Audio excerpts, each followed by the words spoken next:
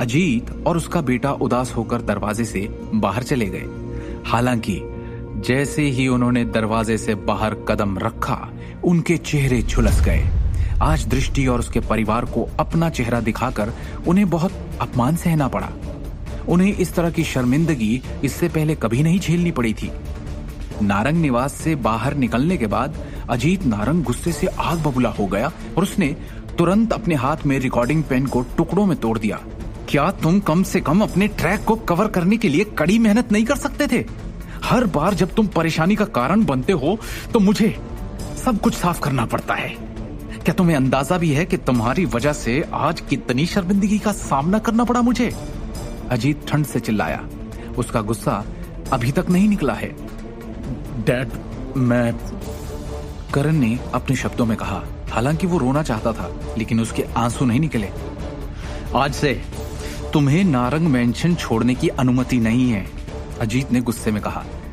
तुम्हें मुझसे अनुमति मिलने के बाद ही बाहर जाने दिया जाएगा। डैड, लेकिन क्या हम वाकई इस मामले को ऐसे ही जाने देंगे? यहां तक कि दृष्टि का परिवार भी अब हमारे सामने अहंकारी व्यवहार करने की हिम्मत करता है, करण ने अत्यधिक अनिच्छा के साथ कहा। जहां तक उस कचरे की बात है शिवम, आज मुझे इस तरह अपमानित करने के बाद मैं उसे कभी चैन से नहीं जीने दूंगा। इस बात को जाने दो। अजीत ने अंततः अपने क्रोध का दम तोड़ दिया और भारी सांस ली। इस समय उसकी आंखें खून से लथपथ थी। ऐसा लग रहा था जैसे वो फटने वाली हो। अजीत ने जमकर कहा, आज का अपमान मैं कभी नहीं भूलूंगा। मैं अखिल और उसके परिवार के साथ उस कचरे के डिब्बे शिवम को इस अपमान का 100 गुना लौटा दूंगा। मैंने पहले ही तुम्हारी मां से तनेजा परिवार के पुराने मालिक से बात करने और समूह पर नियंत्रण पाने के तरीके के बारे में सोचने के लिए कहा है। जब यह मामला आखिरकार सुलझ जाएगा और जब हमारा परिवार हमारी ताकत वापस ले लेगा, मैं अपने भाई अखिल के परिवार को नष्ट करने के लिए जो कुछ भी कर सकता हूं वो करूंगा, अजीत ने घृणा से कहा।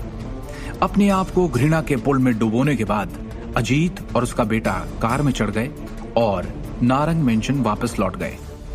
दृष्टि का घर। सिमी क्षण भर के उत्साह में 2 जेड शेरों को अपनी हथेलियों में पकड़े हुए, अपनी आंखें मूंद कर और मेज पर एक पहाड़ की तरह ऊंचे चमकीले नोटों को देखकर वो आज बादलों में तैर रही है, ऐसा लग रहा था। यकीन नहीं होता, कभी नहीं सोचा था कि वो दिन आएगा जब भाई साहब और उनका बेटा सिर झुकाएगा और हमारे परिवार के सामने माफी मांगेगा, सिमी ने गर्व के साथ कहा। दृष्टि ने भी एक उज्जवल मुस्कान के साथ कहा, ये सही है, हमारे परिवार को आखिरकार न्याय मिल गया है। इसी तरह अखिल ने संतुष्टि का एक रूप प्रकट किया। आखिर पिछले कई सालों के संघर्ष से उनके दिल में जो आक्रोश जमा हुआ था, उसे आखिरकार उन्होंने निकाल ही दिया था। मेरी बेटी ने सब कुछ संभव कर दिखाया, सिमी ने कहा और उसकी हंसी फूट पड़ी। भाई साहब का परिवार अब हमें कभी अपमानित करने की हिम्मत नहीं करेगा। वो वास्तव में व्यक्तिगत रूप से हमारे घर आए, उनके गलत कामों की भरपाई की, यहाँ तक कि हमसे माफी मांगने के लिए घुटने तक टेक दिए। दृष्टि, तुझे निश्चित रूप से अब से कंपनी में अत्यंत सावधानी के साथ काम करना होगा। सुनिश्चित करना होगा तुझे कि ऐसा कुछ भी न करे जिसे दूसरे तेरे खिलाफ उपयोग कर सकते हैं, क्योंकि ये भाई साहब, ये कोई ऐसे वैसे व्यक्ति नहीं है जिनकी शक्ति को कम आंका जा सकता है, अखिल ने गंभीरता से कहा।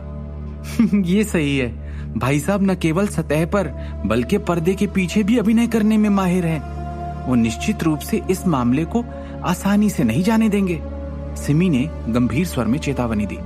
हालांकि हमारी बेटी अब निगम की एक लोकप्रिय सदस्य है, क्योंकि उसने पहले ही पूरे के पूरे प्रांत के आभूषण उद्योग में अपना नाम बना लिया है। इसलिए भाई साहब के लिए हमारे परिवार के साथ कुछ और उल्टा सीधा करना अब इतना आसान नहीं होगा। जैसे ही वो बोल रही थी, सिमी ने अचानक कुछ सोचा। फिर उसने शिवम को अधीरता से देखा और कहा, आज तुम्हें सबके सामने बात करने की अनुमति किसने दी? क्योंकि तुम्हारे पास कोई क्षमता नहीं है, इसलिए तुम्हें अपने उस कार्य को करने के लिए दृष्टि के नाम और स्थिति पर निर्भर रहना पड़ा। दृष्टि ने एक शब्द भी नहीं बोला, फिर भी तुमने उसकी ओर से बोलने का दावा किया।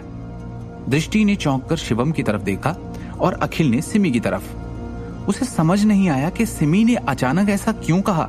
आगे की कहानी जानने के लिए देखिए अगला एपिसोड सिर्फ पॉकेट एफएम के यूट्यूब चैनल पर, और शिवम द हिडन वॉरियर के सारे एपिसोड्स को सुनने के लिए डिस्क्रिप्शन में दी लिंक से डाउनलोड करें पॉकेट एफएम ऐप।